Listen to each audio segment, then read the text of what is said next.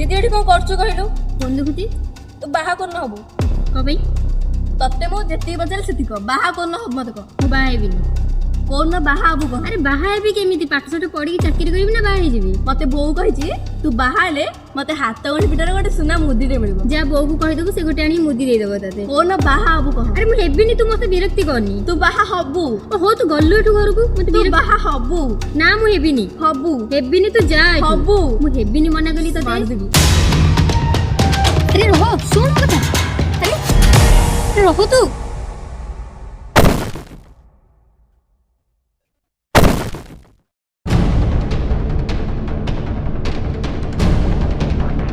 कुआड़े दीटा को गले गले दीटा को अरे तू